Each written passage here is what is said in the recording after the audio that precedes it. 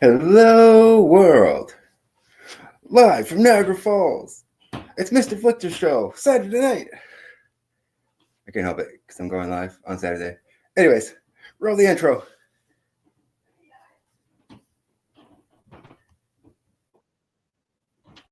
Thank you for clicking on my video. Oh, 1 second.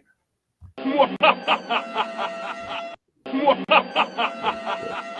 that. Try that again.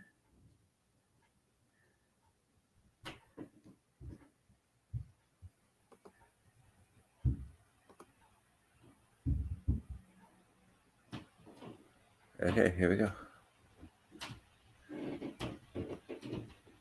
Take 2. Roll the intro. Welcome to my channel. Thank you for clicking on my video.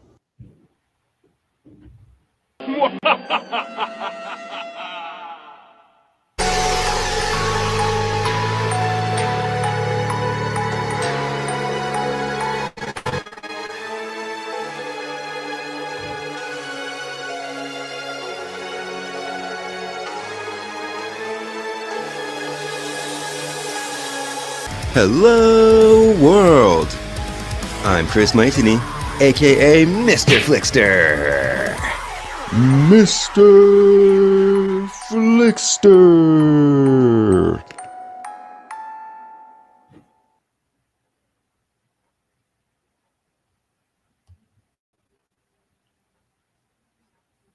Okay. Took a second, but we got there. So, for tonight's episode, in honor of the Minecraft movie, I thought I'd do a live review, a spoiler-free review, and then I'd talk about some other video game adaptations. But before we get to that, real quick, I want to talk about a bit of movie news because something sad happened, and it's something that I want to talk about in case people haven't heard about it, because we lost an icon. Val Kilmer passed away on April the 1st. So, if you're not familiar, some of the movies that are highlights of his career, in my opinion, are Top Gun from 1986. And then, of course, his final movie was Top Gun Maverick from 2022. He was also Batman in Batman Forever. Maybe not everybody's favorite Batman, but he's still in the Batman movie that had Jim Carrey as the Riddler and Tommy Lee Jones as Two-Face. So that's pretty cool. And Nicole Kidman was in that. That's not a bad movie. And then he was in The Saint in 1997. Another really good one that I recommend that I just watched pretty recently was Willow from 1988. He was really young in that one too. He was only about 28 or so. And then another one is Kiss Kiss Bang Bang from 2005. Then there's The Doors from 1991. There's Tombstone, Prince of Egypt, The Heat, and The Island of Dr. Moreau as well. But my personal favorite is Tombstone. It's a Western movie that's all about brotherhood. I also recommend the documentary. It's called Val. I think it came out in 2001 or 2002. It's a very thorough documentary about his life. So let's just have a moment of silence for Val Kilmer, please.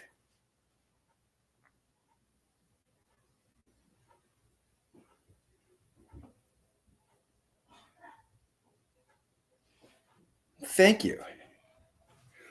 What's your favorite Val Kilmer movie? Leave comments below and we can talk about it. Let's just remove that. Okay. So now let's talk about Minecraft, shall we? Now this movie just came out and I just saw it today. So it's pretty fresh in my mind. And I'll make sure this review is spoiler free too. I thought I had a picture. 1 second.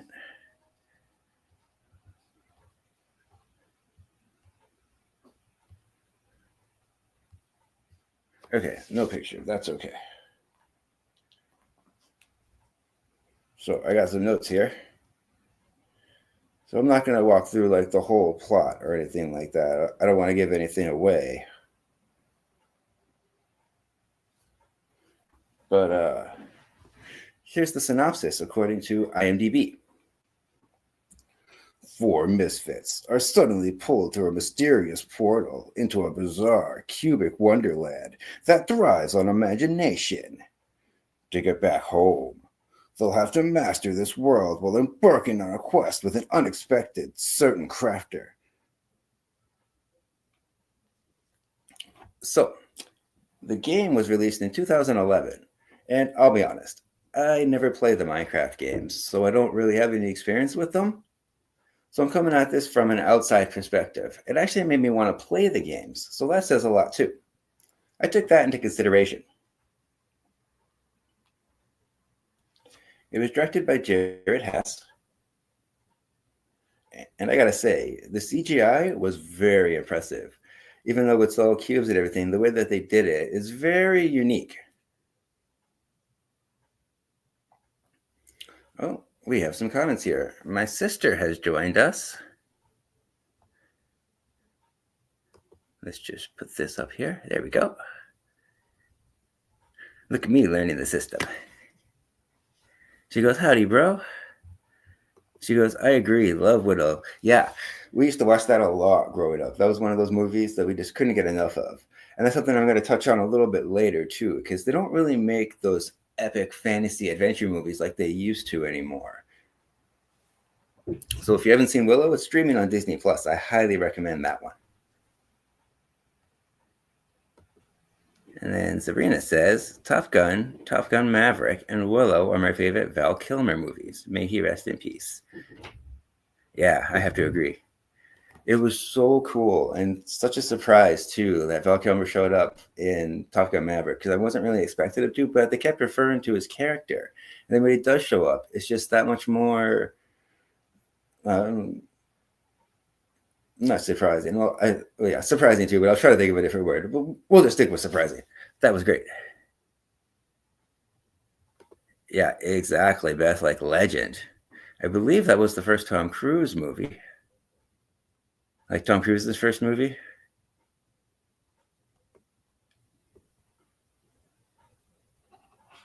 Yeah, Sabrina agrees that was a great movie too. All right. Now that we're all caught up with the comments, let's go back to the review, shall we? So there's this scene. I don't want to say too much, but there is this scene where they're flying through a canyon, and the way that they filmed it, I couldn't tell if it was like some of it was practical behind some blue screens or how much of it was practical, but it was pure movie magic. Like this movie actually has really great action scenes. I couldn't believe it. It's worth seeing on the big screen. I'm so glad I was able to see it in the theater. And it was a packed crowd too. Like it was almost sold out. My girlfriend and I went to see it together, and it was the last two seats that were together. We were in the second row off to the side, so it was a weird angle looking up at it, but it was still a really cool experience. I love going to big crowds like that. It's always a great experience. The screenplay was by Chris Bowman, Hubble Palmer, Neil Widener, sorry if I butchered that, Gavin James, and Chris Galetta. Now, normally when you see six writers like that, I get skeptical because how many drafts of the script did they go through before they finally settled on this one? You know what I mean?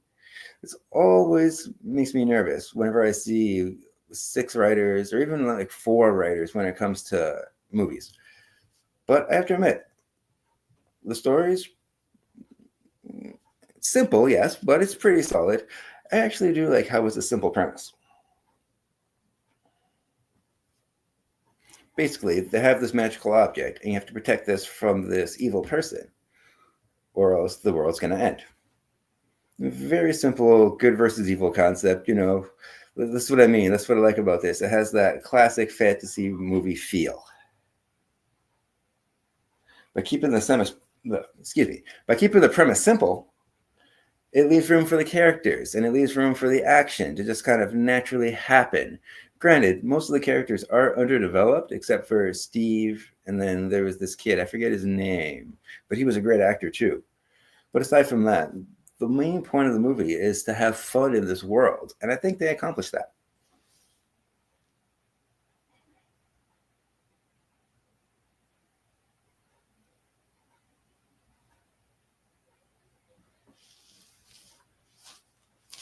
So let's talk about the comedy.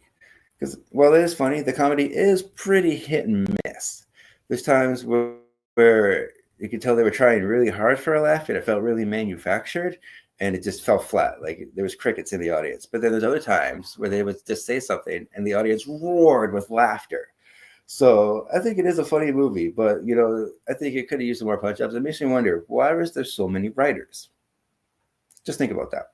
Like, granted, I know Minecraft's a big world and there's so many games and expansions and whatnot, but why is there so many writers?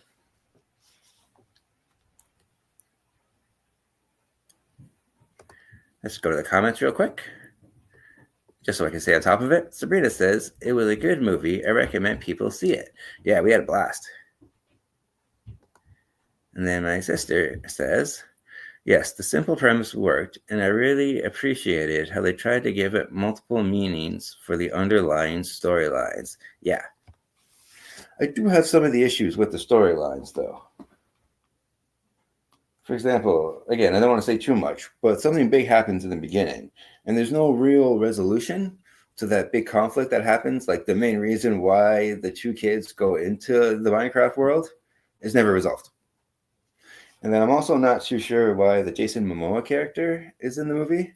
He just seems kind of out of place. He seems kind of random. Like he's not related to the kids in any way. He's not related to Jack Black in any way. He's just kind of there. And he doesn't really have any character growth or anything like that. So he gives a pretty good performance. But I wonder too, how much of that was Jason Momoa acting and how much of it was just him being Jason Momoa? You know what I mean?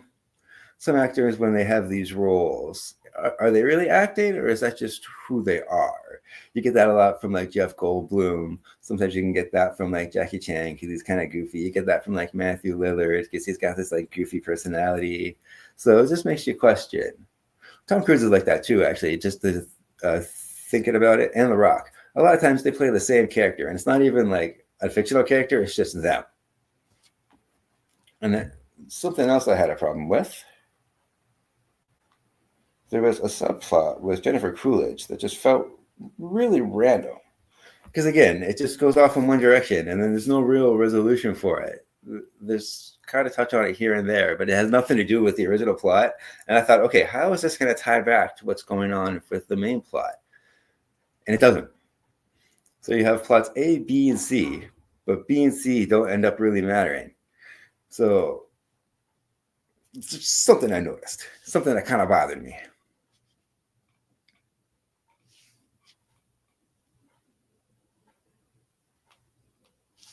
And then there's also something that's been going around my school for a while. It's the idea that a Minecraft movie shouldn't be a hybrid live action movie because fundamentally that idea is flawed and it kind of destroys what the idea of Minecraft is in a way, which I sort of get coming from people who have played the games for so long and you grow up playing in this digital world. You expect it to be kind of like the Lego movie or something like that, completely animated. So I wonder too, why wasn't this a completely animated film? Aside from the star power, having Jack Black and Jason Momoa. I can talk today. Let's see what the comments say. Sabrina says, I think they left that for the second part. Yeah, they do leave it open for a sequel, and I'll get to that too. One thing I do love about this film especially is how it touches on the themes of celebrating creativity and facing adversity. So even though you face all these real problems in life, you have to find some way to pick yourself back up again and keep going and find some way to problem solve your way out of it. That's a fantastic message to have. I love that.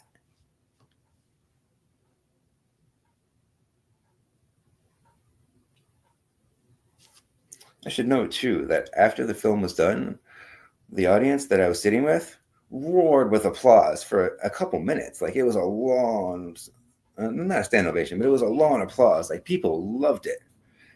They ate this right up. Like there's audible gas. People were cheering at certain parts. It always felt like a sporting event. It was such a great theatrical experience. Make sure that you stay for after the credits too, because there's two after the credits scene. There's like a mid-credit scene, and there's one right after the credits. And that part there is what sets up the sequel. I won't say what it is, I don't want to get too into the plot or anything like that. Although there's not a whole lot you could spoil with this movie, but I don't want to ruin that experience because this is a fun movie. That's the main thing. This movie's so much fun. I can see myself getting this on DVD or Blu-ray when it comes out, or when it's on TV. I'll just put it on during the day while I'm doing stuff around the house. Like, it's a fun movie and it's very rewatchable. So if I had to compare it to anything, I compare it to epic fantasy movies of the past, because this is exactly what this feels like: a fun epic fantasy adventure, one that we've been needing in cinema for a long time. It just feels so cinematic, and some of these scenes are shot in these big wide shots, and the scale and the scope of this movie really impressed me. I wasn't expecting it to be so grand and lavish. So if you could see this in the theaters, I would highly recommend that. But buy your tickets online because you might not get a seat. All the other tickets, all the other shows were sold out. So if I have to compare this to other movies, I compare it to Willow, of course. I compare it to Labyrinth, Never-Ending Story. And I would even compare it to The Lord of the Rings, because it has direct references to those movies. And it's great. They have these set pieces, and it's like, oh, it's like that scene from Lord of the Rings. It just keeps going back and forth and back and forth. So I thought it was great. I loved it.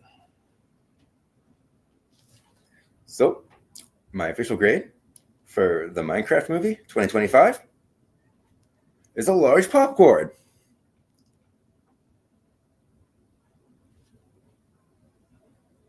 And remember, first we mine, then we craft. So, is this a good video game adaptation? Well, I was told by my girlfriend, because she used to play the games with her daughter a lot, that yeah, they pull a lot of stuff from the games, and she thought it was cool how they incorporated it. So, from that standpoint, yeah, I think so. And it made me want to play the games. So, as far as saying it's a good adaptation, I can't really speak on that myself, but other people have told me that it is. It's good at combining those elements. So now that we've covered that, let's go on to some other video game adaptations, shall we? Because there's another one coming out on April 25th. I'm not sure if you're aware of it. I don't know a whole lot about this myself, but it's called Until Dawn. The game was released in 2015, and I think there's been a couple sequels too. So basically, these people are trapped in this place, and they have to survive all the way until dawn, or else they'll just start over, and they have to keep reliving that night over and over and over again. So that sounds like a great idea for a movie, even though it sounds really familiar because it sounds very close to like Groundhog Day, and it sounds close to the Happy Death Day movies. But this is its own original thing that's been off on the side and it's been around for a while. So I'm curious how this turns out. So let's talk about some other video game adaptations, shall we? Let's talk about the big one. My little buddy here on my shirt, Sonic the Hedgehog. I love Sonic the Hedgehog. Okay. Before we get too much into this, there's some more comments. So let's put a pin in Sonic for now, and let's see what Beth is saying. I just wonder if the writers dumbed down the humor because it's a Jack Black movie. I think they should have gone with a younger Steve, or else Steve entered as a kid. Yeah. I kind of feel like that too, because a lot of the humor does feel kind of kiddish. Like they could have gone like the Pixar route and had some humor for the adults and had some humor for the kids. So yeah, I agree with that. That's totally legit thing to think. I wonder what the movie would have been if some other lead, maybe Matt Berry. Oh, interesting. So instead of Jack Black, if it was a different actor, I agree. The movie would have a whole different tone. It might even go with a more serious tone too. That's something else that some of my friends at school kind of complained about.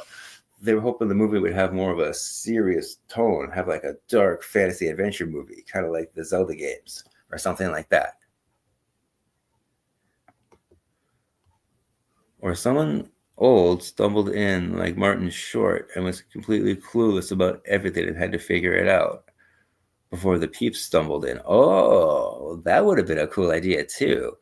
Kind of like the opposite of Jumanji, the first one, when Robin Williams gets sucked into it, have the kids get sucked into it too, and then they like meet him and stuff like that. That would have been a good idea. Yeah, I agree with that. All right, so there's a few stipulations before I go a little bit further into the video game adaptations. I'm talking about uh, properties that were games first and then became movies. So even though things like Tron and like Free Guy are technically video game movies, I'm not counting those. It had to be a game first, and then the movie came out afterwards. So let's talk Sonic, shall we? Now, I admit, I was very skeptical when the first Sonic movie came out. I mean, we all remember Ugly Sonic, right? Oh, that was a disaster. But I'm glad we dodged that bullet. The first one came out in 2020. And I think this one did a really good job of building up not just Sonic's world, but building up the character of Sonic itself. It does a good job of showing his personality, showing how he reacts to the world around him. Although they do change the storylines from the games and they add a character that wasn't in the games, that Long Claw character, which still confuses me to this day. But whatever, it's in the movie, so let's roll with it. And I was really hoping that Tails would be in that movie too. I feel like the first movie should have been the Sonic and Tails movie, but instead they decided to do the typical, character, like animated character has a live action character sidekick, and then they go on a road trip together. So the whole plot, like that whole thing's been done to death. Like it's so tired and so cliche. There's been hundreds of movies like that. So again, kind of like the Minecraft movie, I feel like that one should have been a completely animated film, and it should have been Sonic and Tails just being buddies the whole time. And then they run into Dr. Eggman eventually, and then chaos happens. Chaos ensues. But overall, the direction that they went, it's all about what the movie is and not what it could be, right? So judging the movie for what it is a fun road trip movie. It does have its moments. And I do like James Marsden. Like, he's not a bad actor. And acting by yourself with an animated character has to be so hard. Just think about that. If we didn't have movies like Roger Rabbit or Space Jam, we wouldn't have movies like Sonic the Hedgehog today. So I do think that's a pretty good movie. I'm going to have a more in-depth review coming out soon about Sonic the Hedgehog. I filmed one with my brother. He's not here in the audience tonight, but he knows he filmed it with me, and he knows it's coming out. So go you. Thank you for helping me out with that, brother. I really appreciate that. So Sonic the Hedgehog 2. That one came out in 2022, I believe. And this one is the Sonic the Hedgehog movie I was waiting for. We got Sonic, we got Tails, we got Knuckles, we got Chaos Emeralds, we got Dr. Robotnik being more Dr. Robotnik than ever. Sorry, I didn't mention that about the first film. Jim Carrey's performance, how could I forget that? This reminds me of classic 90s Jim Carrey, back to like Ace Ventura days Jim Carrey. It was so cool to see him like that, or like Dumb and Dumber Jim Carrey. It was so funny to see him acting like that again, and I'm glad that he keeps coming back for these movies. The second film, his performance is even better. Just like Ben Schwartz, he does Sonic. His performance is even better in this one. But minor complaints. I wish that Sonic and Tails had some more time together in that movie. And then I wish that there was more focus on Knuckles. The first one did a good job of teasing the echidnas, and then they teased Tails. And then the second one had both Tails and Knuckles. So those little things were teased, and then we got a little bit of it, but it could have been more. They made too much time for the human characters, I think, in this one. They should have had more focus on the animated ones. But wow, that finale was so cool with the giant robot and the airplane. It was just like out of the games. I could not believe how fun that was. And Idris Elba, I can't forget him. He's really good as Knuckles. And then Sonic 3 just came out back in December last year. This one has Keanu Reeves as Shadow. And I was really impressed with how emotional this story is. He's got such a tragic backstory, but they don't go with these typical, oh, hey, my brother just showed up. I just saw him here. Hey, brother. Oh, my sister mentioned the 90s live action Mario. Hold on, sis. We'll get to that. Hi, brother. I just mentioned you. I'm talking about Sonic the Hedgehog. Remember that video that we did together? I'm going to release it. I'm going to work on it. So I'm not going to go too much into the first Sonic movie on this one. And now we're on Sonic 3. Where was I? Oh, yes. Shadow. It was really cool how they teased Shadow at the end of part 2, and then they had it in this one. Actually, I love how they're doing the whole Sonic cinematic universe setup, kind of like how the MCU did it. You kind of tease one thing, and then the next movie builds on that. And then in the second movie, they teased on Shadow, and the third movie built up on that. And I don't want to say too much about Sonic 3 because that's still a pretty new movie in case people haven't seen it. But the character that they teased at the end of this one, if that's the villain for part 4, wow, I'm excited. But something else that I loved about Sonic 3 was how Jim Carrey had 2 roles. He played Dr. Robotnik and he played his grandfather. And to see him playing off himself, like they have this dance scene that's been all over TikTok, so that's not really a spoiler. But it is hilarious. Yep, my brother remembers. Awesome. So thank you, brother, for helping me film that. We should get together sometime and do Sonic 2. Do you like my shirt? I'm just going to stretch. Oh, yeah, look at that shirt. Okay. So there was a line in Sonic 3 that made me cry because it was just so impactful. And the writer should be so proud that he came up with that line. It was, even though a star is gone, the light still shines. Oh, that's so heartfelt. Oh my goodness.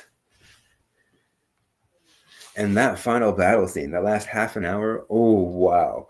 I could not believe just the size of the scale, like the scope of this whole movie. I love how each one gets a little bit bigger than the last one. So if it didn't have to be opened up for part 4, it's very exciting. So for the first Sonic movie, I'd give it like a medium popcorn. For the second Sonic movie, I love that movie. That's my favorite out of the trilogy so far. So that's an extra large popcorn, 3 extras. And then the third Sonic movie, I think I gave that a large popcorn. I reviewed that. That's on Letterboxd. Actually, I can check that real quick. It's just a few clicks away. I'll just go to Letterboxd because I don't want to tell you guys the wrong information. But yeah, the third one wasn't as good as part 2. Yeah, there it is there. Yeah, I gave it a large popcorn. That's right. Good. I remembered. Haha. So now, let's talk about the other elephant in the room. My sister mentioned it. Let's talk about the Mario Brothers movie, shall we? But not the one that came out in 2023. Let's go back. All the way back. Because some people, like the new generation, these millennials, they might not be aware that there was a Super Mario Brothers movie in the 90s. It had John Leguizamo. It had, I just had it. Sorry about that. But basically, it was completely live action. And I remember it being a big deal at the time.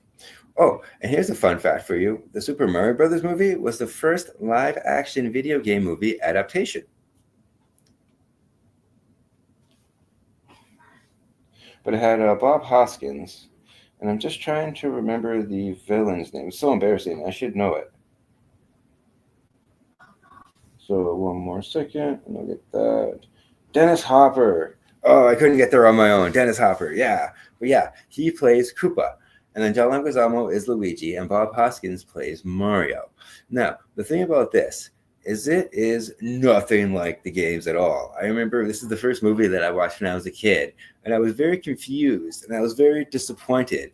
And I kept thinking to myself, what is this movie? This isn't Mario. Even the way they did Luigi, they made him ugly and like, they made him like he's like this puppet kind of CGI thing, kind of like it's just hideous to look at. It's not good.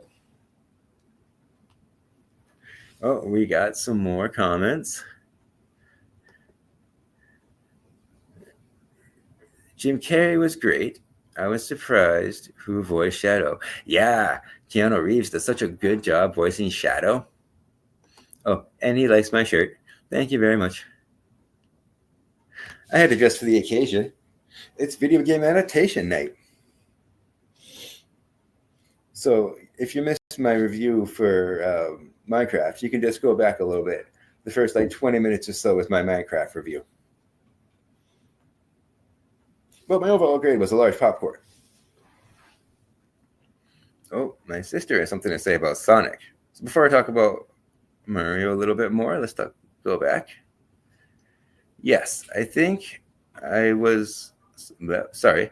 Yes, I think what I like about the Sonic movies, had to step away, is that the writing was smart and the dialogue was smart, not dumb. Yeah, and they don't try to put too many like woke messages in either. They just let Sonic be Sonic. That's all I really want. I want to see Sonic go on a grand adventure with the Chaos Emeralds with his friends, and that's great. These I've been waiting literally my entire life for these movies because these games came back in the 90s. I remember playing it on Sega Genesis with a few other video games that we'll get to. But yeah, and I'm very happy and very satisfied with how all these movies turned out, and I can't wait for more. It's a very exciting time to be a Sonic fan. Oh, my brother also saw Minecraft. Okay, so we can go back to Minecraft real quick. What did you think about Minecraft? Leave comments below. I was impressed. I didn't think I would like it. I didn't have high expectations going into it. Yeah, very good.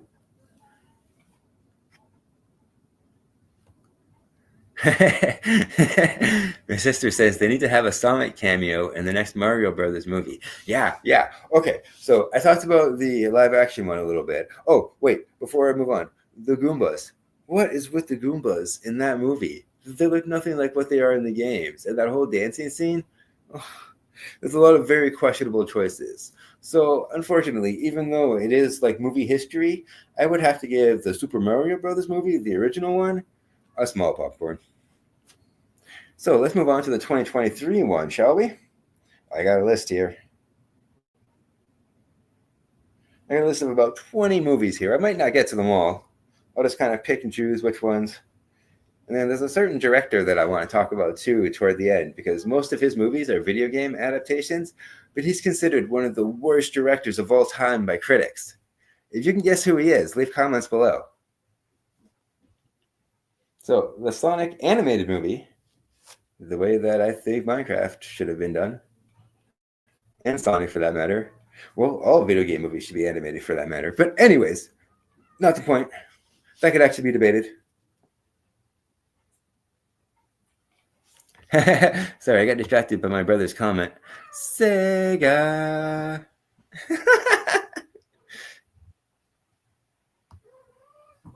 But yeah, some of the things that I liked about the 2023 version of Super Mario was how they set up the world. They start off in like New York City, and then they go to this Mushroom Kingdom.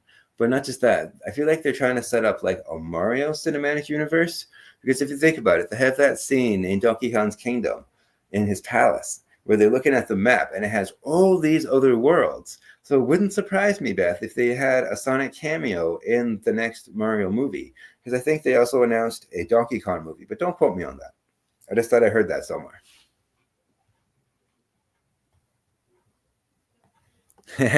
Absolutely, brother. You know you've heard the commercial when. And then there was another one. Sega. Sega. Sega.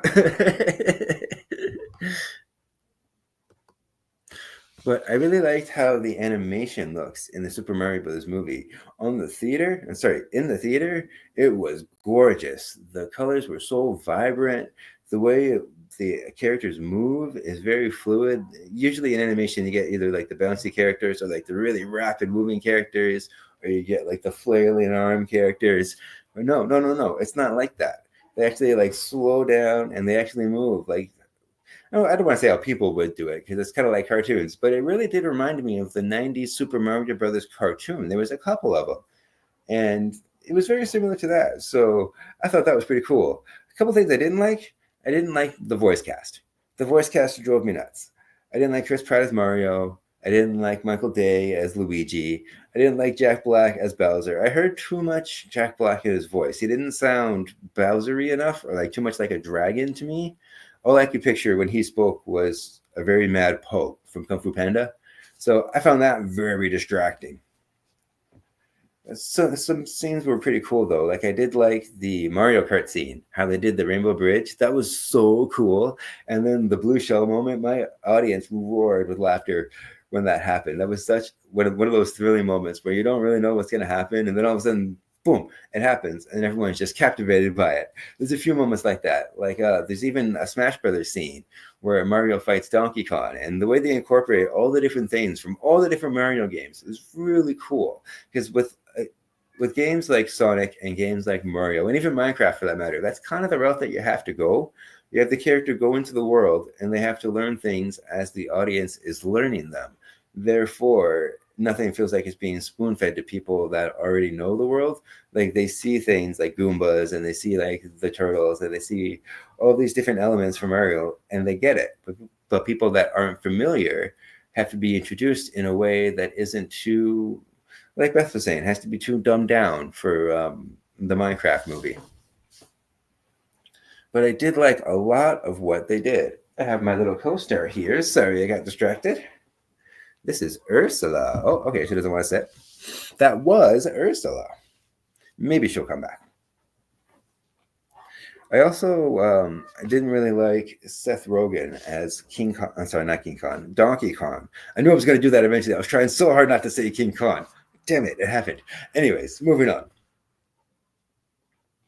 Yeah, and I didn't really like Seth Rogen as Donkey Kong because same thing. I heard too much of himself in the voice, so it took me out of the experience. I wasn't hearing Donkey Kong, I was hearing Seth Rogen. Just like I wasn't hearing Bowser, I was hearing Po, and that bothered me. But the story was pretty cool. It was interesting how they went a different route with it. Instead of going after and saving Princess Peach, you had to save Luigi. But that's something else that kind of bothered me too, because the movie was called The Super Mario Brothers. But most of the time, the brothers aren't even together. So we don't get that chemistry. They got that short scene in the beginning, and then they're back together in the end. And I don't really like how they characterized Luigi in this movie.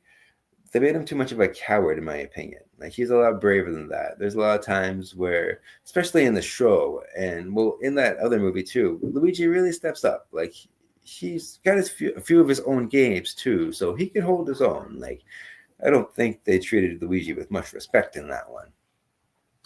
But overall, yeah, I thought it was a great movie. I give that one an extra large popcorn. So let's go into the comments real quick before moving on to the next movie. I figure I'll go for like an hour, hour and a half. If I go for an hour and a half, it'll take me to like 11.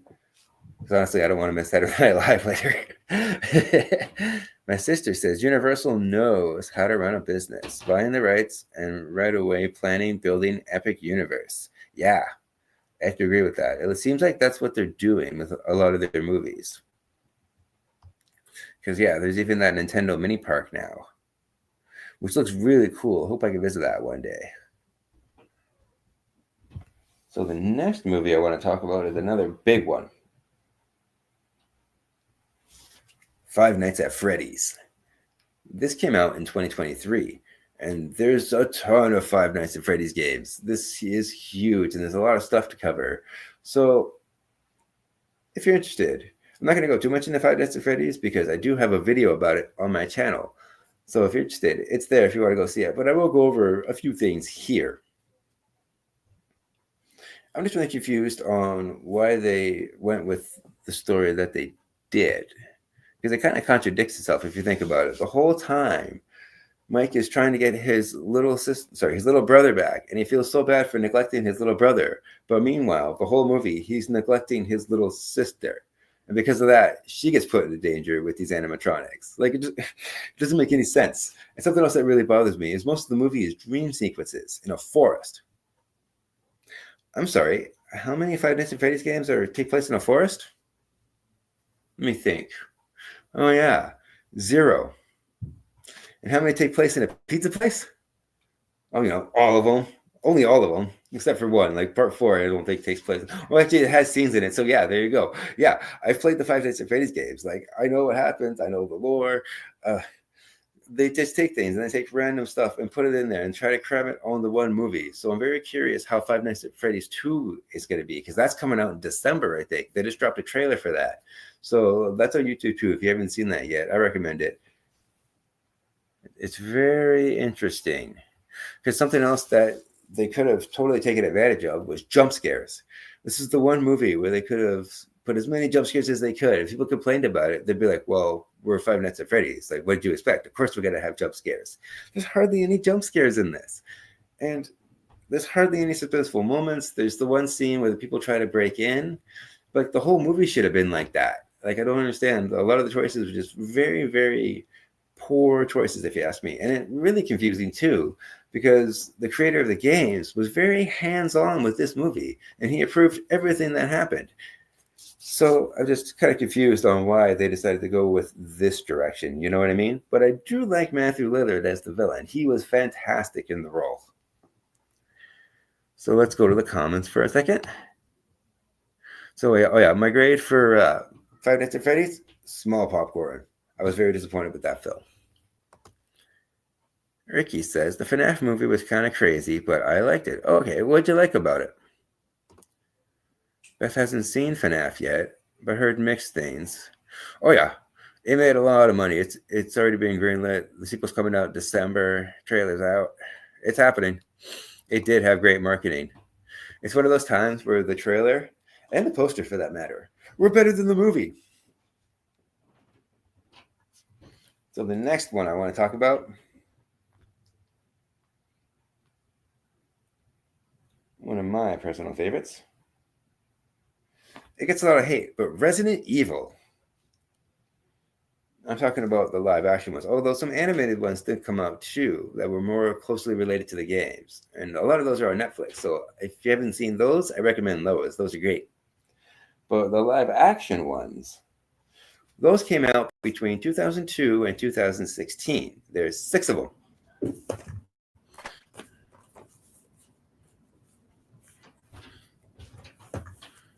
Let me just check.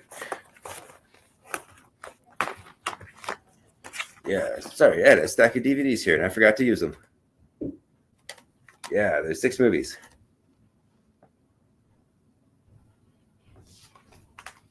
I've also got Mario. I meant to use these for display before. And then I got the first 2 Sonic movies. I haven't got the 3rd one yet, but I'm working on it. And then these are the ones I haven't talked about yet. We'll get to those. But yeah, Resident Evil. I would argue that the first 4 live-action Resident Evil movies are amazing. I love these movies so much. I can't even count how many times I've seen these movies. I'm surprised I haven't worn out these discs yet, because these are what I watch these every year around Halloween time, especially because it's part of my annual Halloween watch. So yeah, I really like Mila Jovovich as Alice. Even though Alice wasn't in the games, I think this did a really great job of what Minecraft was trying to do. Take a bunch of different elements from a bunch of different games and create an original story. One that moviegoers can understand, but still introduce people to the world of Resident Evil. And I think it does a good job of incorporating a lot of those elements about the T-virus and the lickers and how the zombies, like especially the first movie. I love how it's completely inside the hive. That is such a cool idea, how it takes its time and it's patient.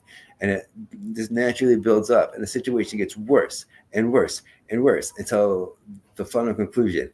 Oh, it's so good. And then in that one, at the end, it teased the city, which the second one, Apocalypse, I think the second one's called.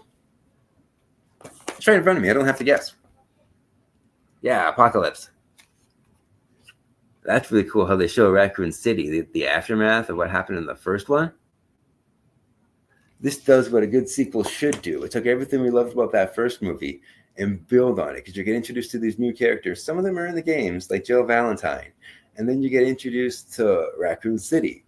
And then you see just a little bit outside Raccoon City, like the higher-ups of the people working in Umbrella and stuff like that. So that was really cool. And then the third one, I know this one completely jumps the shark, and it goes completely way, way, way out of left field. but I kind of like how it went so bananas and how it commits to its idea. Extinction is the one where they're all in the desert, and you find out that Alice is a superhero for some reason. But the way they kind of explain it does make sense because it was the opposite reaction to the T virus. Instead of mutating in a negative way and becoming a monster, she got superpowers. Some of them are questionable, like the whole psychic thing.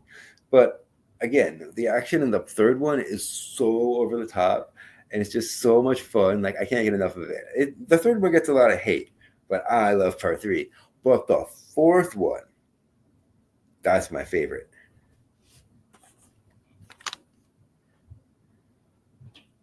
Afterlife. I want to make sure I got it right. I always confuse the titles. Afterlife. That's the one. It's also got Kim Coates in it. And Alice is looking around and she's trying to find Arcadia because that's what they were looking for in part three. And then they find Arcadia, and what's in there is unbelievable. And it's got Wesker, and it's got what's his name? Chris Redfield, and it's got his sister in it, Claire Redfield. And it's the opening scene alone is amazing with all the clones attacking the Umbrella Corporation. And then it goes on and on and on. And then the end of the movie, when they're on the boat, is just so completely spectacular. Like, it's, I love this movie so much. So I give all the Resident Evil movies, 1, 2, and 3, I'd give a large popcorn. But the fourth one, I'd give an extra large popcorn because Afterlife is amazing. They even have the Las Plagas virus. And I didn't think that they were going to put that in the live action movies. And that was so cool. So yeah, that's Resident Evil. Before I move on, let's go to the comments.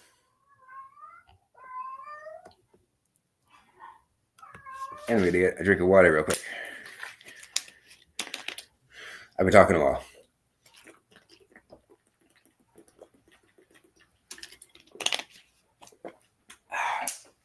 Okay, ready to go.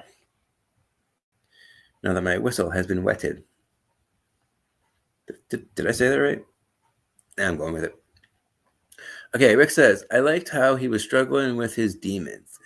That he was portrayed with someone who felt responsible for his brother being kidnapped seemed very realistic. He was a tortured soul. That is a good point. I assume you're talking about FNAF. But yeah, I do like that. But still, the whole story, it kind of contradicts itself. Because like I said, he feels bad about neglecting his brother.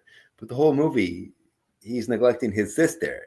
And that's why she gets captured by Golden Freddy, because he just wasn't paying attention to her. Like, then I had this whole subplot with the aunt that felt so unnecessary. But whatever. Moving on. We're moving on. My sister thinks that Resident Evil had better writing. Oh, I agree totally. It did a better job of setting up its own story. It wasn't trying to be the games. It was trying to be a movie. And that's the important thing, too. It felt like a big cinematic adventure. And it was episodic because each one left off where the other one... Sorry, each one picked up where the other one left off. And I like how Sonic is doing that. And it's kind of exciting how Mario's kind of doing that, too. You could feel they're setting things up as the movie progresses. There's little touches here and there. I see what you're doing, Universal. I'm watching you. Ricky says, I also love Matthew Lillard as a villain. I think he channeled some Scream craziness. Totally. I really like the Stu Macher vibes too. And I like how we quoted Chucky in that too. I'll always come back. Even though we all know what the line really is. Do you know it? I'll be right back. Beth says, I wish the Resident Evil films had better writing and dialogue. Oh, okay. Yeah. True. Some of the dialogue is sort of clunky. Some of the dialogue is just like, people don't talk like that. Like, let's just talk how people talk. How do people read some of these scripts? And they're like, okay, this is exactly how I'm going to say that. Because a lot of things, I'll read things that aren't written properly. I'll just read them the way that it's supposed to be written. If that makes sense. Sabrina says, Matthew Lillard is a good actor. I can talk today. Matthew Lillard is a good actor. and such a nice guy in person. Always laughs and jokes around with his fans. Yeah, that's true. We met him at Fan Expo in 2023, I think, because we didn't go last year. But yeah, he is a really nice guy in person. It's nice to see that too. People who appreciate the fans, because really they wouldn't be there if it wasn't for the fans. So, the next movie I'm going to talk about is one that might have been forgotten. But if you're a 90s kid, you know this movie. I'm talking about Street Fighter. This had Raul Ghul. No, wait, I want to get his name right. Hold on. Sorry. But it also had Jean-Claude Van Damme.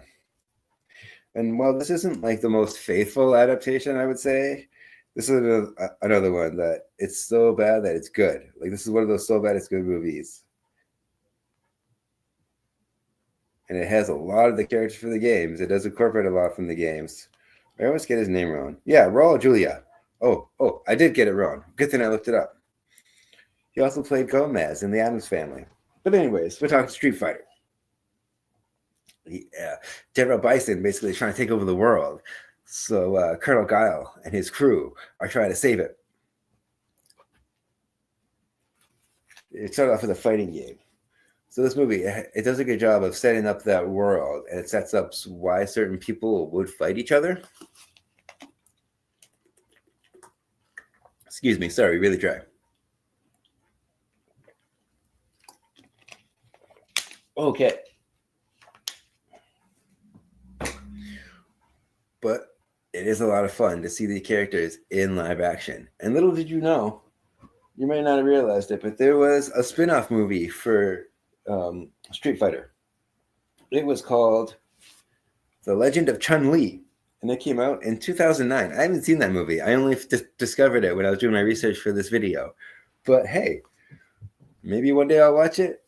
When I was looking into it, it didn't have the best reviews. So yeah, that exists. That's the thing.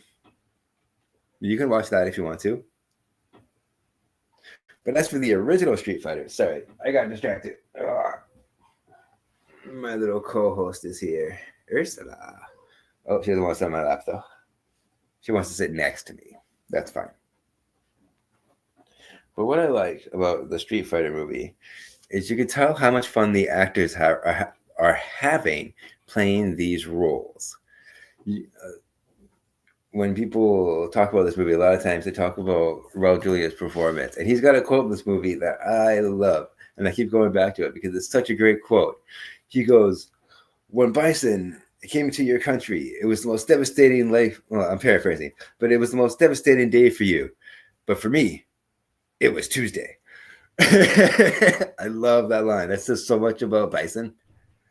And it does a good job. I like Ryu. I like Ken. Chun-Li is really fun. Some of the characters, they don't really do a good job with the characterization. Like E Honda could have been done a little better. Blanca could have been done better. Same with Dalsum.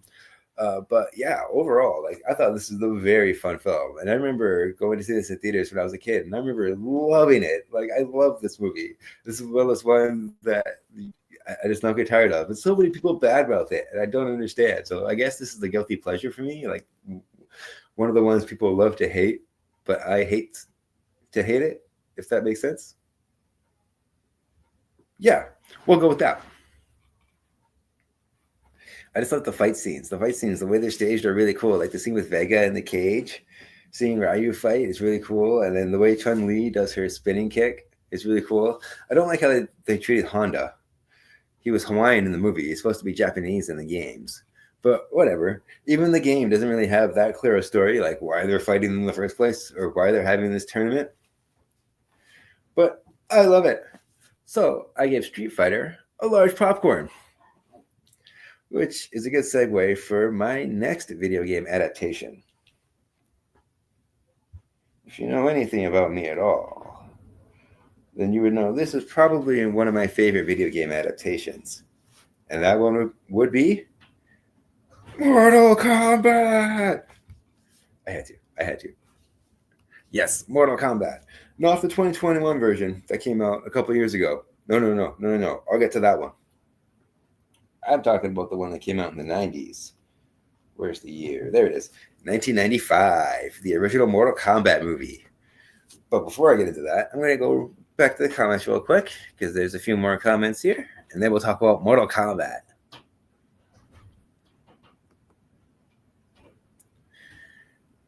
I just can't forgive Matthew Lillard for Scooby-Doo and other flops. Suffers from bad career choices. Yeah, that's true. That's true.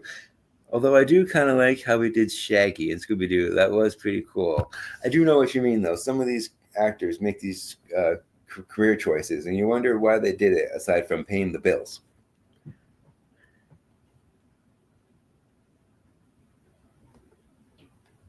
You never saw Street Fighter? We'll have to give it a watch. Thanks for the thought. I'm pretty sure you would have watched that with Nick and I and Ricky growing up. That was a big one back in the day. I just dated myself again, and she loves Mortal Kombat. Yeah. All right, so let's get into the original Mortal Kombat, shall we?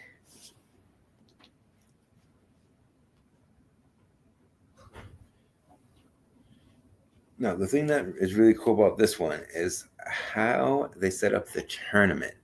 Because in the games, the lore is a big deal. It's the opposite of Street Fighter, where they don't really talk about the story outside of like each character's individual little story. There's no grand story. Mortal Kombat has a grand story. And the way they set this up, the rivalry between Liu Kang and Shang Tsung is really cool. And those two actors, the names escape me right now, but those performances are impeccable. You can feel the seething hatred between the two of them. And it's like the way the whole movie's set up. It's like a classic martial arts film. You have your warrior. He goes up against the bad guys. He gets defeated.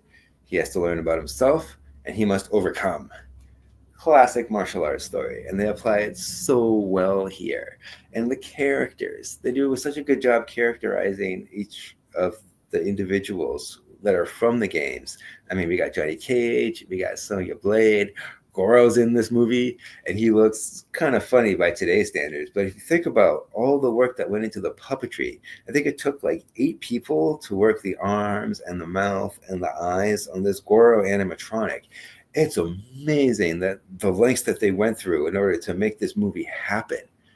And they filmed it in, I think it's Thailand, this temple that's in every movie. It's so cool how they always find new ways to work this into different movies. Well, I just need to get another drink. Sorry.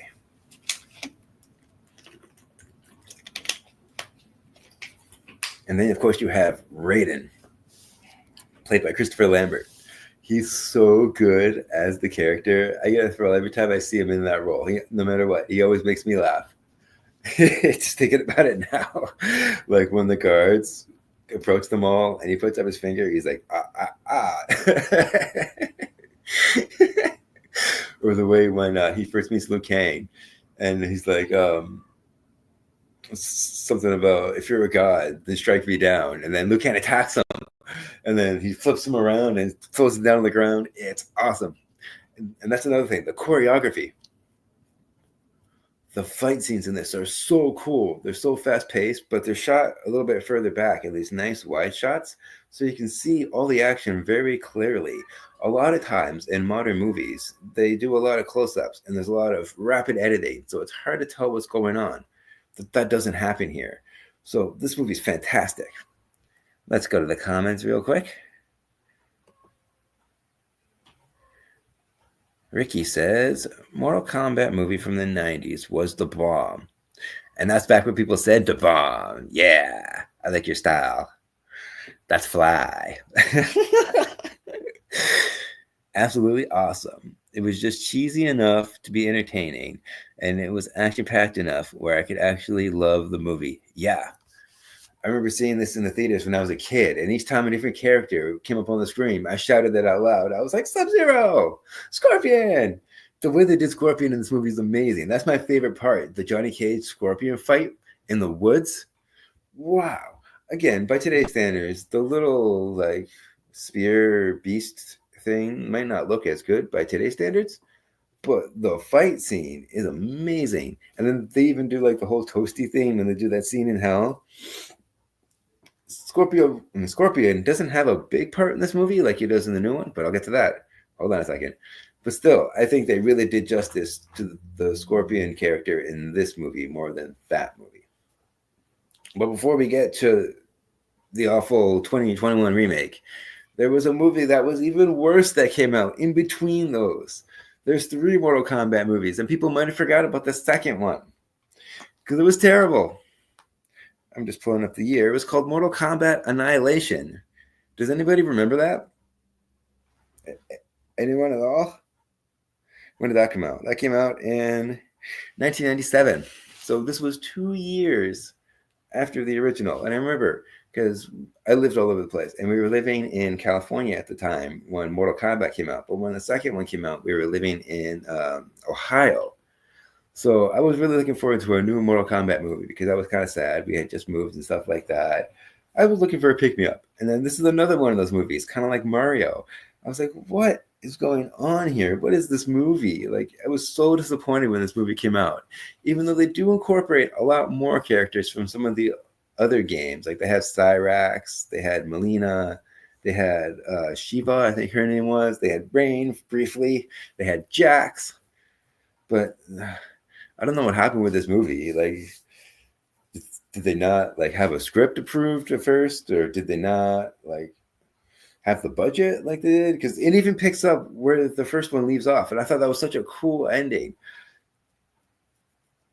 I don't want to say too much, just in case people haven't seen it, but it literally picks up where the first one left off, and then it just kind of falls off a cliff and just kind of skydives, and then plummets to the ground. It's so bad. The graphics are bad. The fight choreography isn't even as good. The characterizations, Sonya Blade in this movie is just stupid. They recast Sonya and then they completely made her character just dumb. Totally dumb. So, actually, no, let's not go to the comments yet. I'm going to rant a little bit more about Mortal Kombat Annihilation. Yeah. Because like the way they did Shao Kahn, they did not do that character justice at all. They're supposed to be the most fearsome overlord of Outworld, and nothing. Even like, oh, I forgot to mention Reptile from the first one. The way they did the Reptile character in part 1 was so cool because they had this invisible creature, and then Liu Kang fights him a few times, and then they have the big fight. Like each one is in stages. That's what a good fight should do. A good fight should have different stages to it. You start off one way, then you have like the second act, and then you have like the third act, for example. So this one not only had those 3 separate stages, but it had 3 separate fights. I think it was 3. It's like 2 or 3.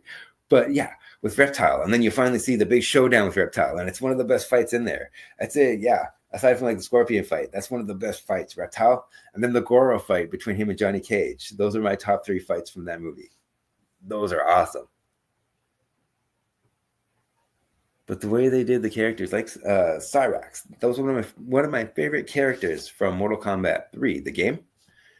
And I don't even know. He just jumps in. All of a sudden, they just start fighting. He doesn't really have a story or anything like that. He's just there, and then he blows up, and then he's not there anymore.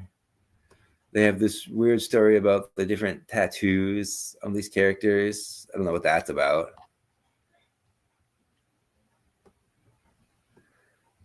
But yeah, the main thing was just how they did Shao Kahn. The guy they cast for that character was completely wrong. I don't even know how this movie got made. But yeah, I would actually give Mortal Kombat Annihilation no popcorn. I despise this movie. I hate this movie so much. It does not do justice to Mortal Kombat at all. This is one of the worst video game adaptations. So, rant's over. Let's go to the comments. Yeah, my sister likes the Scorpion Sub-Zero fight. Yeah, I like that too on the boat when Scorpion goes up and he touches the handgun and he snaps it off because it freezes all the way up to the handle. That's awesome.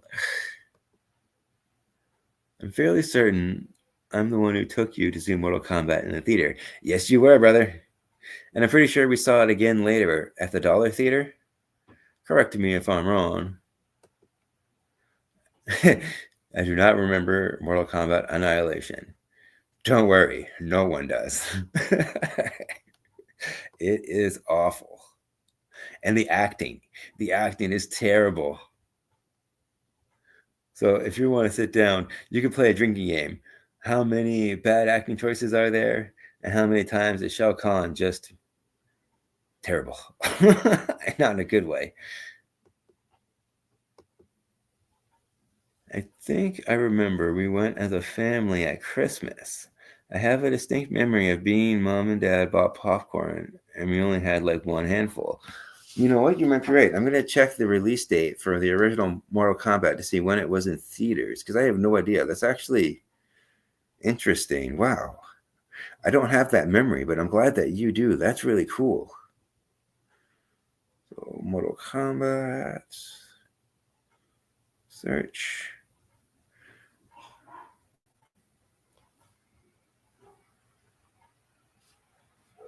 1995. Yeah.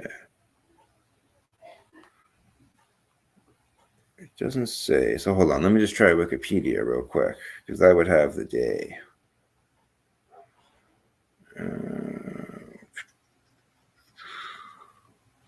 Okay, it says it came out in August, but I do remember that too. I remember seeing it in the theater, and I remember it being around Christmas time. I don't remember the popcorn thing, but yeah, interesting. This is interesting too. It was made on a budget of $20 million, and it made $122 million at the box office. So no wonder they made a sequel so fast. That's probably why. They just wanted profit. It was a cash grab. Sony can't be trusted with adaptations or IP. Yes, I think they already proved that with the sort of kind of almost Spider-Man universe, but not really, or something. I think so. I think we saw it at a festival at a dollar theater. You have a great memory. Thank you, brother. I try. I only have a good memory when it comes to movie stuff, though. The rest is crap. So yeah, let's talk about the new Mortal Kombat because they're making a sequel. Can you believe it? Oh, I hope it's better. I hope it doesn't have that stupid character in it that no one cares about. But yeah, this came out in 2021. I'm trying to think of the character's name. Like Glenn or something? I don't know. I don't care. It doesn't matter. I'm not even going to bother to look it up. He's such a useless character. It's all about a character. Even though we have a game that has like 20 years deep worth of characters. Cole. It just came to me. Cole. Wow. Oh, I hate you, Cole. Anyways, even though we have all these characters, let's make up a new character that people are sure to care about, right? Wrong. And it has such a good opening. It starts off with this cool scorpion scene in feudal Japan, and it shows the rivalry between Sub-Zero and Scorpio. And then the rest of the movie has nothing to do with Scorpion. And then the whole time I'm like, okay, so is like Cole related to Scorpion? Like, was he the descendant of that baby that was left in the beginning? There's no answer to that. We don't know who that baby is. It doesn't matter.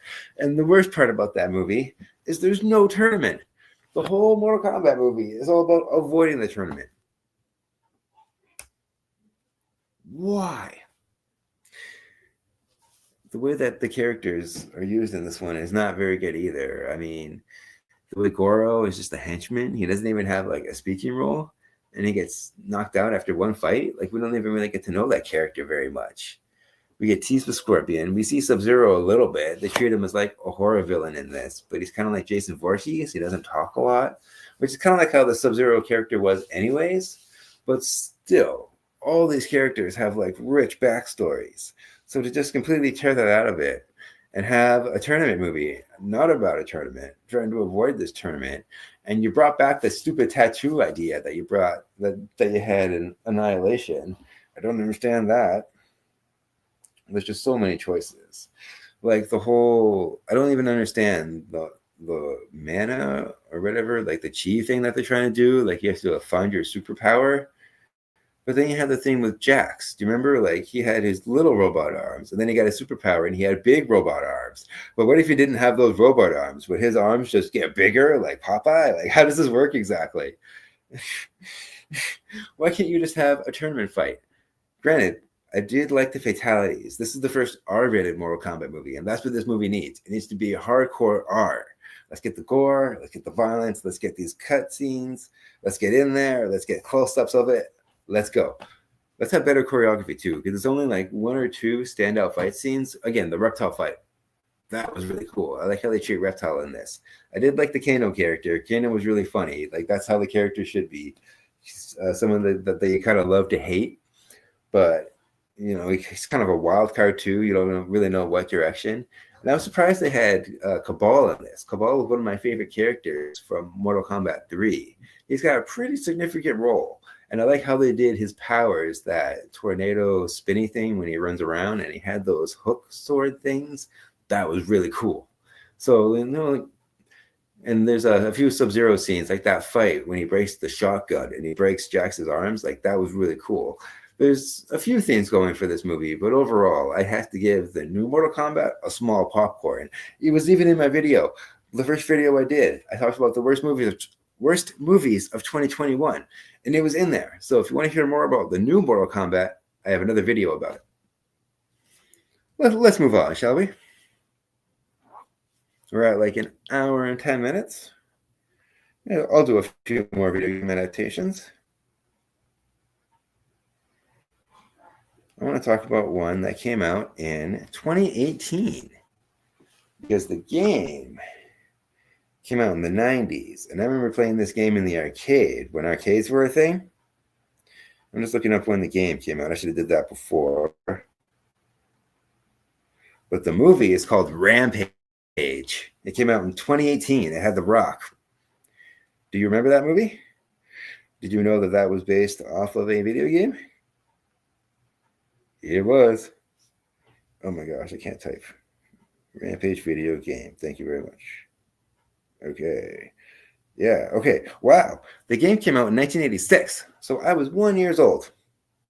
But I have very fond memories of playing this console game in the arcades. And then when I found out it was going to be a movie, I was blown away. I was really excited for it. Then I found out The Rock was going to be in it. And then this movie absolutely delivers. I love Rampage. Where is it? Where is it? Here it is. Rampage. I love this movie. It's so cool. Basically, a giant gorilla, a giant wolf, and a giant crocodile attack Chicago, and The Rock has to stop it. Let that sink in for a minute. That has awesome written all over it. This movie is so action-packed. It's so fast-paced. There's not a whole lot of character development, and there's not a whole lot of like story per se. But this is one of those movies, kind of like Minecraft. You can forgive that kind of stuff when the movie is so much fun, when you're having such a good time with the characters, and when you're really enjoying all the action. And this movie is phenomenal when it comes to that. Like, I don't know how they did it, but there's a lot of little callbacks for the games with these grand set pieces. Like the way they have the monsters attacking these buildings and then they're eating the people. That's how you got your health in the game, for example. So the fact that they did that is really cool. And then just the fact that they made you care about this gorilla, because really the focus is on the gorilla. Because The Rock is actually a zoologist. He's not like a soldier or anything in this, but he's basically the same character in every movie. It's all about his relationship with this gorilla. And at times it does get really sad because you don't know what the fate is. But there's this scene where they're on a plane and the gorilla keeps getting bigger and bigger and the plane is going down.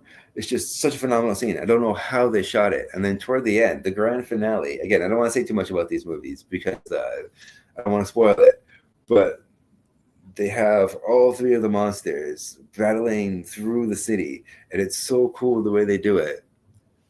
I'm not sure if it's like miniatures. I'm not sure if it's all CGI because it's just so seamless how they blend all these different elements together.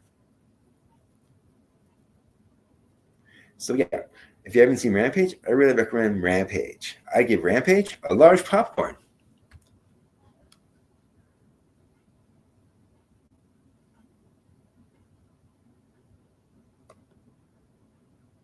Let's see the comments. My sister's asking, just a thought, do you remember the Nintendo game Metroid?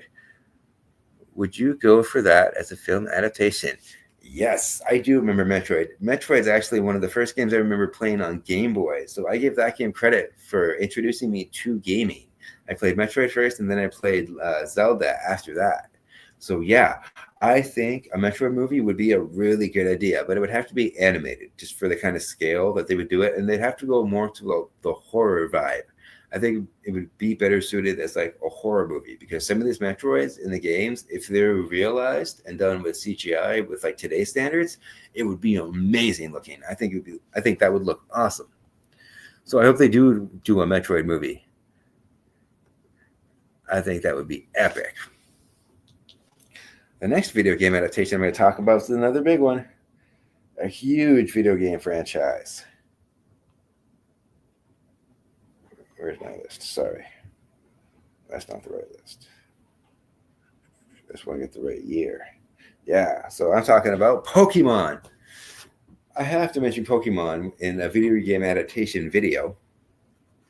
Video game adaptation video. Yeah, okay, I said that right. Cool. So the first Pokemon movie was came out in 1998. Pokemon first movie. That was the one when I had Mewtwo versus Mew. And Pokemon is a very tricky game to adapt. Hold on, itchy eye. Sorry. Whoa. The joys of live TV. Okay. Pokemon is a hard game to adapt because it's such a massive world, similar to Minecraft, that you would have to have like an original story in order to just include as much as you could from the games instead of just doing a direct adaptation, which I think Mario did that really well too. And the Sonic games are doing a good job of doing that. So the first one especially, it does a good job of, in case people haven't played the games, it introduces you to a whole group of Pokemon. And then it introduces you to this big bad villain. And then it has this epic story between good and evil. And just the theme of that movie about how war is bad is such a good theme. There's a lot of movies that kind of explore that, but the way it shows this, when it shows the Pokemon attacking other Pokemon and the level of violence that it gets to, it's not a violent movie per se, but when it shows acts of violence about different Pokemon, when it goes beyond the fighting, when they're not just fighting in the ring, when they're fighting like with emotion behind it and rage, they see a different kind of fighting, and they see how fighting can be bad if it's in the wrong hands. And I think that's a message that a lot of movies should be saying, like, sometimes you have to fight because you can't get out of it, but it's not a good thing per se. I mean, nobody really should like confrontation, but sometimes it's unavoidable. But it doesn't always have good repercussions. Negative repercussions are often forgot about, and in movies especially, they don't always show stuff like that. So it was good how they did that. And then a bunch of Pokemon movies came out. I'm not going to talk about all of them. There's like 20 of them. But I'm going to talk about the first one, and I'm going to talk about the latest one, because that one came out in 2019. It was called Detective Pikachu. Where is it? Where is it? Here it is. Detective Pikachu. Now, this was a direct adaptation from a game that was called, well, the same name, Detective Pikachu. Sorry, I'm having trouble talking today. But yeah, this is a really good adaptation because it takes this mystery that Pikachu's trying to solve, and it adds elements from this Pokemon world. So if you're familiar with the games, you'll recognize the different ones because they have Pokemon from all different generations in this, from the original generation, my generation, so up to present day. And it's really cool how they did it. A minor complaint I have is I'm not a really big fan of Justice Smith. Is that his name? Yeah. I'm not a big fan of Justice Smith. I don't think he's a great actor. But I loved, what's her name? She was in, she's not on the cover here. Okay. I like the girl in this too. Catherine Newton, I think her name is. She was in Freaky. She was also in, which one? It was Paranormal Activity 4, I believe. Yeah. But she's really good in this too. She's like a reporter. And then I thought Ryan Reynolds was a weird choice for Pikachu at first, but when the story goes on, you can see it does make sense why they went with him as that character. The only problem is with Ryan Reynolds voicing Pikachu is a lot of times I couldn't help but picture Deadpool talking. So that might just be like a personal issue for me. Like they could have got any other actor to play Pikachu. And even just having Pikachu speak in general is very weird, aside from the usual like Pika Pika, you know what I mean? So, but overall, like I thought it had a pretty good mystery. I thought it did good at subverting expectations. I thought the character growth, especially for Pikachu's character. And well, Justice Smith, like the character was written really well, I think so. Even though his performance wasn't that good, I do think the story really surprised me. I had low expectations going into this, but I loved it. So I would give Detective Pikachu a large popcorn. Pokemon is one of those games. They just kept coming out with them. So there's so much to it. They would have to do it the way that they did. So they were smart to go with a smaller scale game and do a direct adaptation for that one instead. So yeah, I would highly recommend the first Pokemon movie if you haven't seen it. I give that a large popcorn. And Detective Pikachu. It's got its flaws, but overall it is a fun film. And they include so many Pokemon in that movie. Like I couldn't believe how many Pokemon are in Detective Pikachu. So just the more times I watch this movie, the more times I see Pokemon I didn't notice before. And that shows how much thought they put into the film. So yeah, Detective Pikachu, large popcorn. So we're going on to hour 20 minutes. I think I'll just mention one or two more. Because the next one, I should have brought this up after Resident Evil. That would have been a better segue. I want to talk about Silent Hill. This is a horror, like a survival horror game, kind of like Resident Evil or Bioshock. We have yet to see an adaptation for Bioshock 2, by the way. But Silent Hill. When did the first Silent Hill game come out?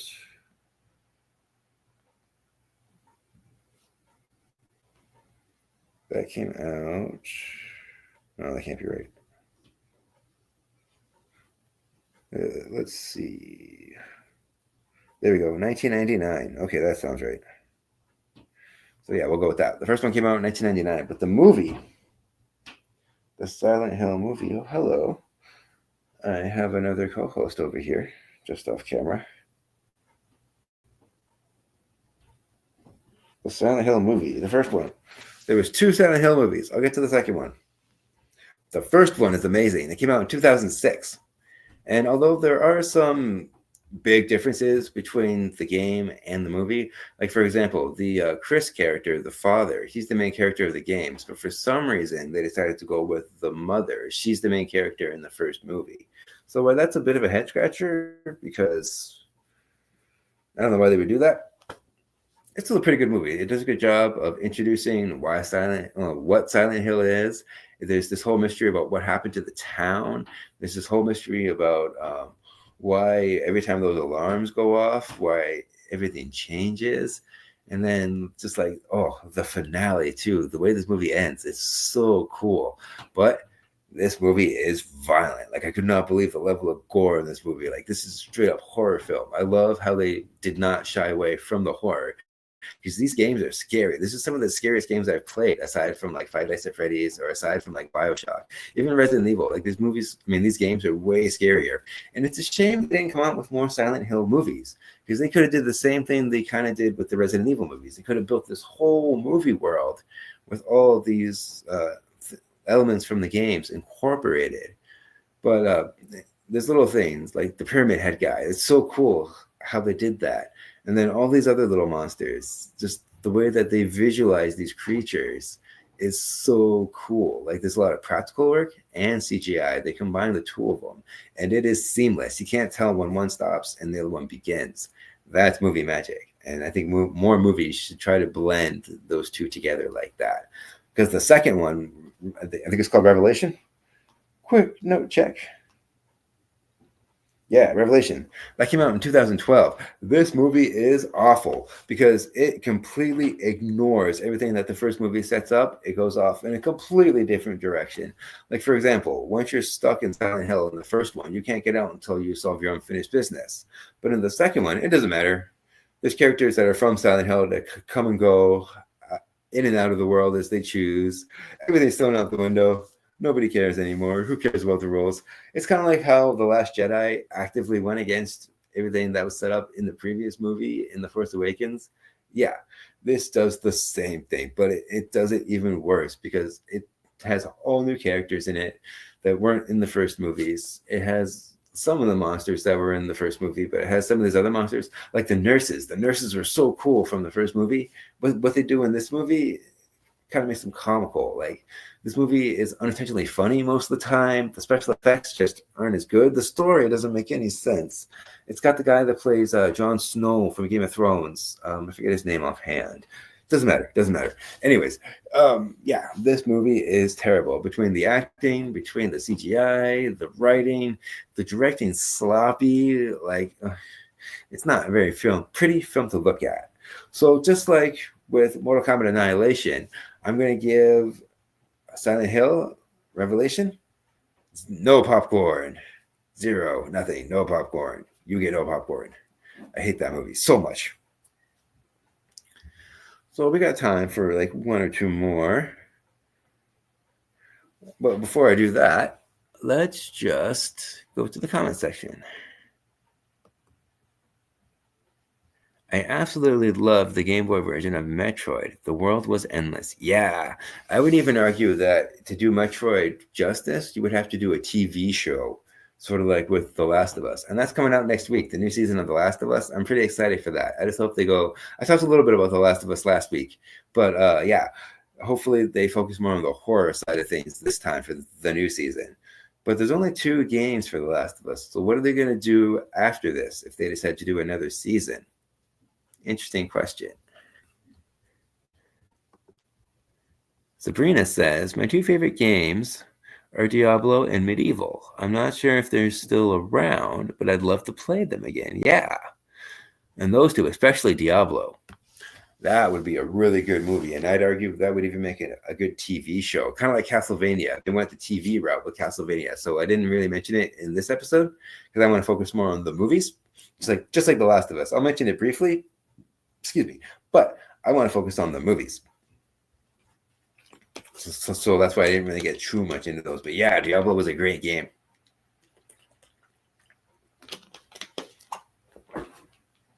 So the next game adaptation I want to talk about.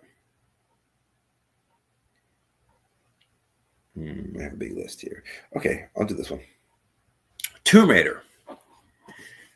The first Tomb Raider movie was the one in 2001 with Angelina Jolie, and there was 3 Tomb Raider movies. These games were so much fun. If think of it as like a female Indiana Jones. You go into this place, you face these supernatural foes, you have to find the treasure. Like there's a lot going for these games, and these games were so much fun.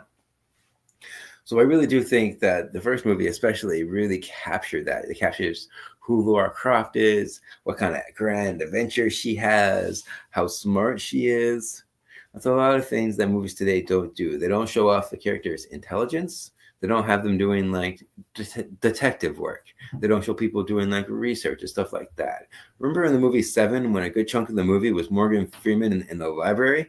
And that's the most fascinating scenes of those movies? Yeah, that's good acting and that's good writing. That's one of the things about the Batman movie. Even though I don't like the new Batman movie, it did show Detective Batman, which is rarely shown in the movies. So I thought that was a nice addition. But yeah, Laura Croft.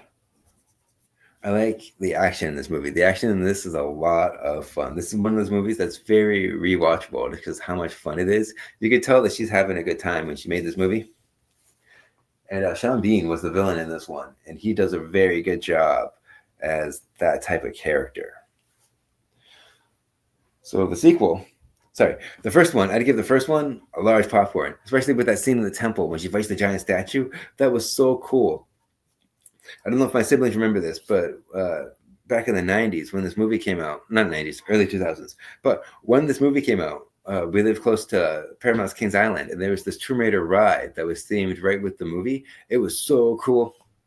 We got in this lift, and it like lifted you up, and then it brought you down toward the lava, and then it like rolled you up, and then you saw the statue, and the statue like attacked you, and then you got off the ride. And, it was so cool. But yeah, the original Tomb Raider. I'd give that one a large popcorn because the directing was really good. You get this grand feel, this grand scope, this big epic adventure. And then you get the acting was really good, the writing, even though it's got this basic plot where you have this magical thing and you have to stop a bad person from getting the magical thing, or it could be used in evil ways when in the wrong hands. Again, we've seen that story a million times, but it's more about the journey, not so much the destination when it comes to those kinds of movies. So the original Tomb Raider, I'd give a large popcorn. The sequel, to be honest, I don't really remember the sequel all that much. It came out in 2003. I had to look it up. I even forgot what it was called. It was called The Cradle of Life. So I wouldn't feel too comfortable rating this movie. Like, I'd have to watch it again. It just doesn't really stick out in my mind all that much. I might even be blending it with the second one. I know one of them, Laura Croft punches the shark. Which one does she punch a shark in? Leave comments below. When does Laura Croft punch a shark? Anyways, that was hilarious. And then we got another Tomb Raider movie in 2018 that didn't have Angelina Jolie. It had somebody else. I forget her name. But it was a whole different Laura Croft. It was a whole different thing. But what really gets me, I didn't like this movie because what they did is they took all the supernatural elements out of Tomb Raider, which doesn't really make sense to me. Imagine if you had like a Zelda movie, but you took all the supernatural and the magical stuff out of it. Like, that's what those are all about. Like, you're taking away the basic fundamentals of what make the games so cool. It's not like the Uncharted games where everything is more practical, but even those had the monsters. I didn't like the Uncharted movie, by the way. Oh, the casting was just terrible. Like, that did not do justice to those movies. That's a no popcorn movie for sure. But anyways, I'm not talking about Uncharted. Well, I just did. But Tomb Raider, the newer one, the girl was okay. The story was all right, but still, to take all those fantastical elements out of a fantastic story, it's just a very odd writing choice. So I'd have to give the newer Tomb Raider a small popcorn. And then the last thing I want to mention, which is there's two more I want to mention. There was a Ratchet and Clank movie in 2016. Do you remember that? I love Ratchet and Clank. Ratchet and Clank is a huge game series. The first ones came out in, I want to say, was it the 90s? Let me just check that real quick.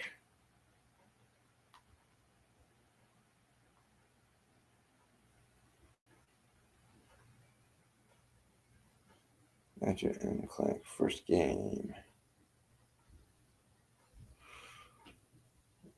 The movie came out in 2016, and the first game was 2005. Is that right? Yes. Okay, 2005. We got a date for PlayStation 2. I knew it was PlayStation 2.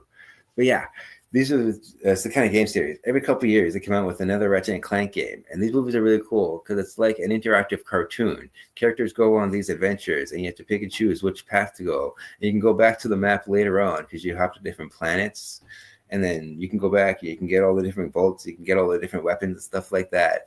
So they finally came out with a movie after coming out with all these games in 2016. And I didn't really like it. I didn't think this was a good adaptation because I think they're trying to do too much for one movie. They try to do the first 3 games and combine it into like 90 minutes. You can't do that. Ultimately, it feels too rushed. It feels like a lot of stuff was skipped over. You don't have that bond between Ratchet and Clank that you would get if you had all that time with them. There's this rivalry between them and another character, Captain Quark, that you don't really feel. Even the villain. There's 2 villains in this movie because they had to get, because one wasn't good enough apparently, and they feel like they're fighting with the screen time. I remember seeing this in theaters and being very disappointed walking out. So I'd have to give Ratchet and Clank a small popcorn. Oh, apparently my nephew plays Ratchet and Clank. I love Ratchet and Clank. He's my avatar on the PSN. Yeah, the games are so fun. And they're hilarious. They're so funny. I couldn't believe how funny they were the first time I played it. So yeah, if you haven't seen the movie, I wouldn't really recommend it. You're better off just playing the games. You're going to be very disappointed. So I'd give Ratchet and Clank a small popcorn. The next one I want to talk about is Angry Birds. This movie came out, where is it?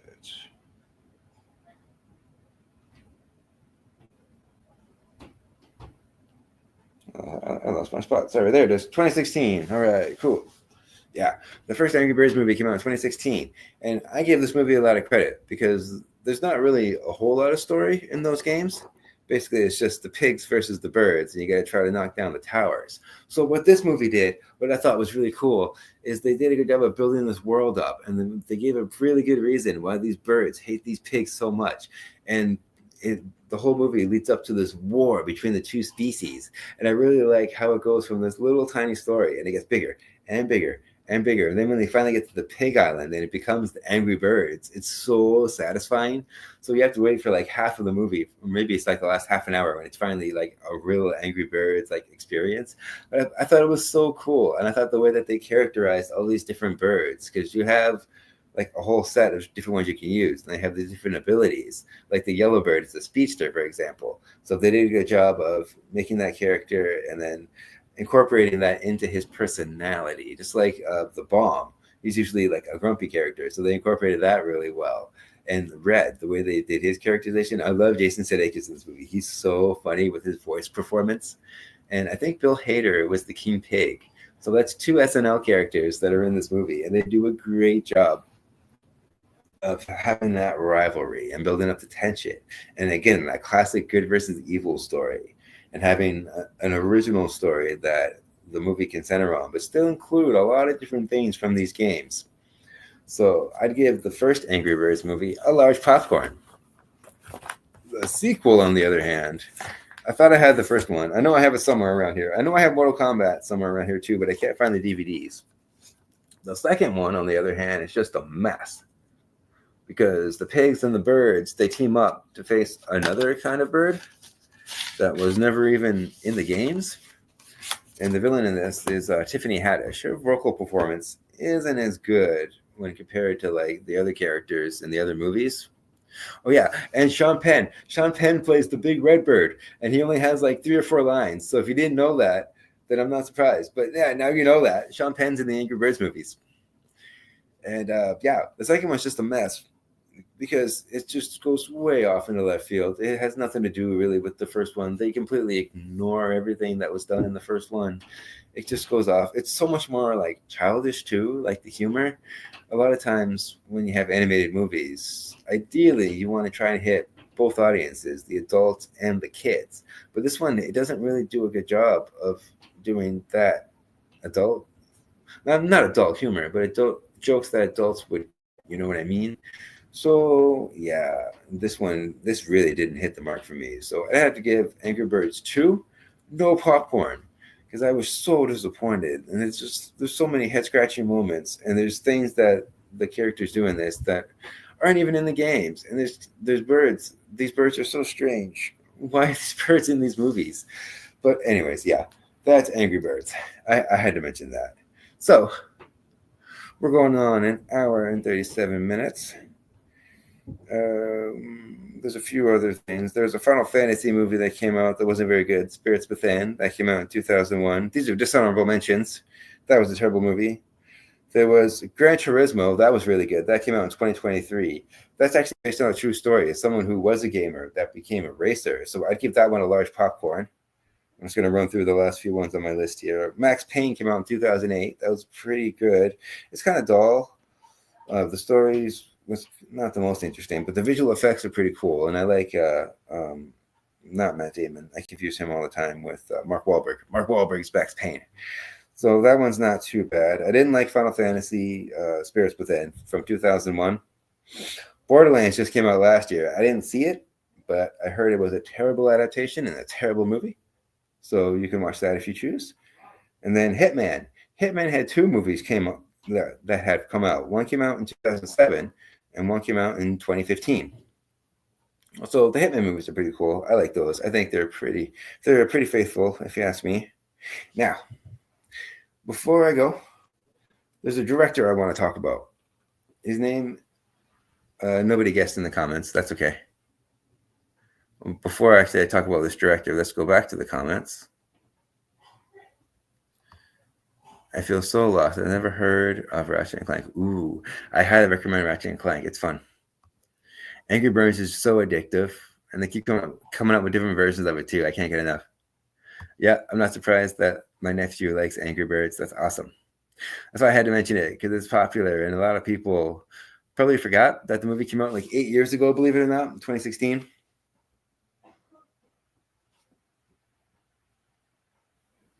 Oh, okay. Thank you for joining us, Beth. Have a good night. I love you too. So real quick, because I'm already going on an hour 40 minutes. This is going longer than I thought. But anyways, the director I wanted to talk about was Uwe Boll. And he's a German director that's often regarded as one of the worst filmmakers ever made. But the reason I want to bring him up is because a lot of the movies that he's done are video game adaptations. And some are considered the worst video game adaptations ever done. So there was an article on Entertainment Weekly that he defended certain movies because so much hate was set toward them. So I didn't write this article. This is just me kind of reacting to what he said because I thought it was really interesting. So the first movie that he mentions was House of the Dead. This came out in 2003. I didn't play this game. I didn't see this movie, but I'm just going off what he said. His defense was, quote, "It's stupid, but what were you expecting from House of the Dead? I came very close to the video game in the filmmaking process, and I got toasted for it. The funny thing is, a lot of times, years later, people say, oh, I liked that. This is the same guy who bashed it 5 years ago and never corrected his opinion," end quote. That is a very good way to put that. A lot of times people will see a movie for the first time and they'll just hate it. But over the years, they'll watch it a few more times and they'll notice things that they didn't notice before, and it grows on them. So I think he made a valid point there. I don't think he's stepping too far out of line there, but he does tend to have some controversial opinions. We'll get to that. The next one he mentions was Alone in the Dark. This came out in 2005. Again, I haven't heard of this game. I haven't played it. I haven't seen this movie, but here's what he says about it. His defense. Quote, "Okay, Alone in the Dark was not good, I agree. But what was Elektra? What was Daredevil? Critics go so over the top. If you compare Alone in the Dark with Aliens or Terminator, it sucks. But if you compare it to Resident Evil, it can keep up," end quote. I think that's a good point too. Certain movies, you just can't compare them to other movies. Like comparing even Resident Evil to like Alien or Predator or Terminator, it doesn't really stack up. But if you compare it to another movie that's more on its level, you can see which one is better movie by comparison. So it's not fair to judge certain movies by other movies. Like you wouldn't compare a creature movie like Nope. You wouldn't compare Nope to Jaws because that's just not a fair comparison at all. That's my point. I think he makes a good point. The next one he talks about is Blood Rain. That came out in 2005. His defense? Quote, "I think Blood Rain is a good vampire movie. Very bloody, very sexy. I was more influenced by the old Christopher Lee Dracula movies. I said, we need to make a castle. We need an evil guy. We need the blood sucking on screen. And we need blood, gore, and sex. It made a lot of money on DVD. If you like blood and guts, Blood Rain is better than Underworld. Kate Beckinsale would never show her breasts like in this movie does," end quote. So yeah, I think that's a good movie too. A lot of times people set their expectations, especially critics who aren't familiar with video games, when they walk into certain movies, especially horror movies, because they get this horrible stigma. A lot of times they'll just have like too low expectations, or they'll set the expectations too high. And if you just do that, then you're not getting what this movie is trying to offer. Because a lot of times, if it's a good adaptation, but it doesn't really matter what people think outside of the gaming world, because the gamers are happy with it. You know what I mean? And then there's two more. The next one is called In the Name of the King. This was a Jason Statham movie that came out in 2007. It takes place in medieval times. It's all about like an evil sorceress or something. I don't know. I didn't play it. I didn't watch it. But this is what he says. Quote, "When you always get compared to the best of the best, of course you look bad. Of course it's not like Lord of the Rings. Why did nobody compare this to the Golden Compass? I hope people agree with what I just said and see these movies in the right context," end quote. The reason I chose that one is because it segues into what I just said before. A lot of times people make unfair comparisons to movies, and that's not right. You shouldn't judge a movie based on what some of the greatest movies of all time have done. You should judge it on what movies now are doing. and then maybe you won't be so critical of them. Especially when it comes to video game movies. They get a bad rap because video games are often looked at as something for kids, and that's not cool. Video games are so much more than that. So the last one that I want to mention is Far Cry. Did you know there was a Far Cry movie in 2008? Don't worry, nobody does. For this defense, he goes, quote, "The humor isn't always, let's say, hitting the target, but some of the scenes are the best comedy I've seen." Oh, wait. Sorry, that's the wrong quote. This one. This is considered, sorry, quote, "This is considered one of my least successful projects, earning less than $1 million at the box office. I don't get why nobody liked it." End quote.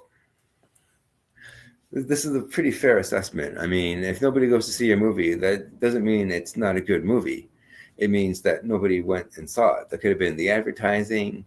That could have been poor word of mouth. But if it wasn't in a lot of theaters, then that means people can't go out to go see it. So a lot of times, if you have to go to another city, it's going to deter you from trying to see that movie. So if it didn't get a wide release date, then that doesn't say that the movie is bad. It just means that it didn't sell well in theaters because it wasn't marketed accurately enough, or well enough, I should say.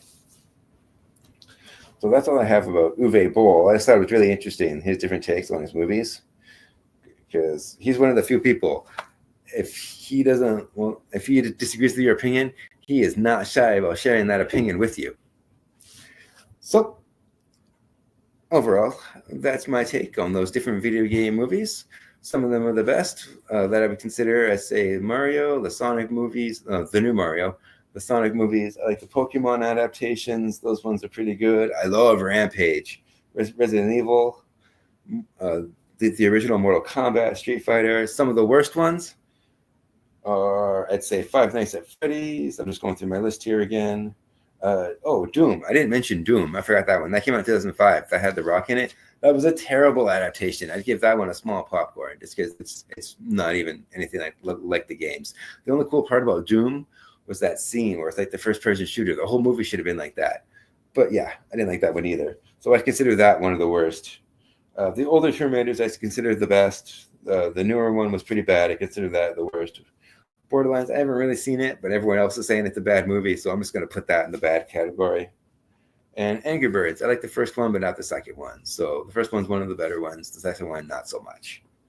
So yeah, there you have it. A little recap of video game adaptations. And of course, I reviewed the Minecraft movie. My official grade for that was a large popcorn. So I highly recommend you see that in theaters while you can. It's been fun. Thank you very much for watching. And without further ado, have a good night.